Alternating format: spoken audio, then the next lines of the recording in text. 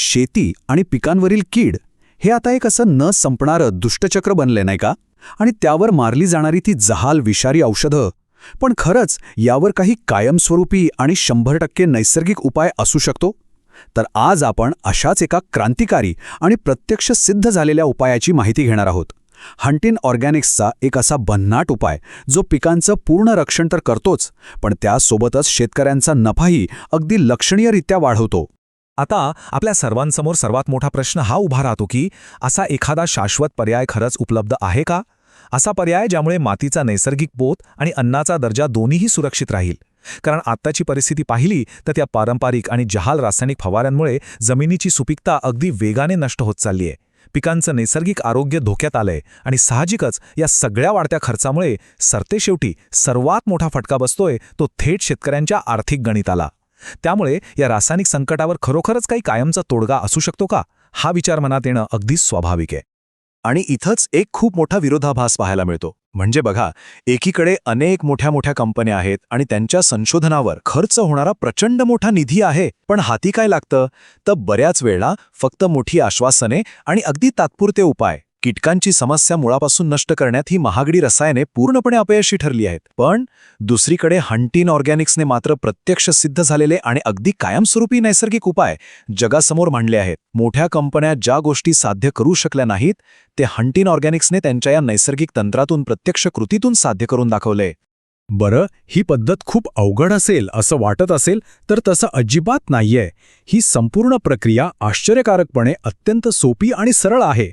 फक्त हंटिन ऑर्गॅनिक्सशी संपर्क साधायचा आणि त्यांनी दिलेले नैसर्गिक उपाय शेतात वापरायचे, बस. एवढीच साधी पद्धत, पण त्याचे परिणाम मात्र खूप सखोल आहेत.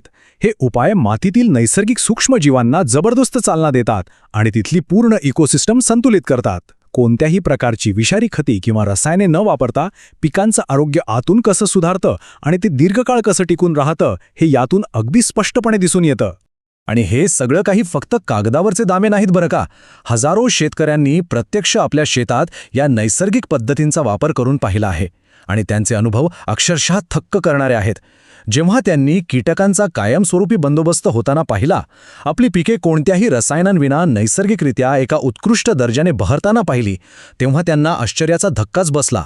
हा अनुभव त्यांच्यासाठी केवळ सुखदच नव्हता, तर त्यांच्या शेतीच्या पद्धतीत एक खूप मोठा आणि सकारात्मक बदल घडून आणणारा ठरला. आता हे एवढं मोठं घवघवीत यश आणि कृषी क्षेत्रातील हा मोठा बदल काही एका रात्रीत किंवा योगायोगाने मिळालेला नाही. या एका क्रांतिकारी यशामागे तब्बल 15 ते 17 वर्षांची अखंड, खडतर आणि समर्पित मेहनत आहे. होय, 15 ते 17 वर्षे. केवळ एकाच ध्येयाने प्रेरित होऊन रसायनमुक्त शेतीचं हे मोठं नैसर्गिक परिवर्तन घडवून आणण्यासाठी हंटिन ऑर्गॅनिक्सने आपलं हे संशोधन अविरतपणे सुरू ठेवलं. आणि त्याचंच हे फळ आहे जे आज हजारो शेतकरी अनुभवत आहेत.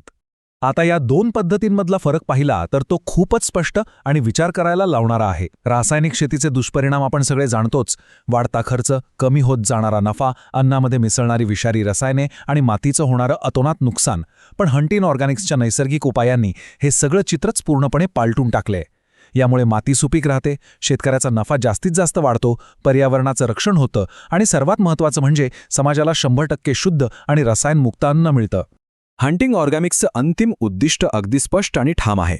पहिला आणि सर्वात महत्त्वाचा उद्देश म्हणजे शेतकऱ्याला त्याच्या कष्टाचा जास्तीत जास्त आर्थिक नफा मिळवून देणं. दुसरं म्हणजे ग्राहकांच्या ताटात पडणारं अन्न हे पूर्णपणे रसायनमुक्त आणि सुरक्षितच असेल याची खात्री देणं.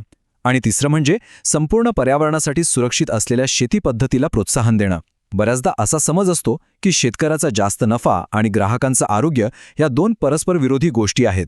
पण या नैसर्गिक कार्यपद्धतीतून हे सर्व उद्देश एकाच वेळी आणि अत्यंत प्रभावीपणे साध्य होऊ शकतात, हे आता सिद्ध झालंय. सुदृढ माती, सुदृढ पिके आणि उज्ज्वल भविष्य हे फक्त ऐकायला चांगले वाटणारे शब्द नाहीत, तर हे एक शाश्वत सत्य आहे. सुरक्षित, विषमुक्त आणि अत्यंत फायदेशीर कृषी भविष्याकडे टाकलेले हे एक आश्वासक पाऊल आहे. पण जाता जाता एक खरा प्रश्न उरतोच. आपण आपल्या पुढच्या पिढीला नेमका कोणता वारसा देणार आहोत? रसायनांनी करपलेली आणि नापीक झालेली जमीन की निसर्गाशी जोडलेली एक अत्यंत समृद्ध, सुरक्षित आणि रसायनमुक्त शेती? विचार नक्की करा.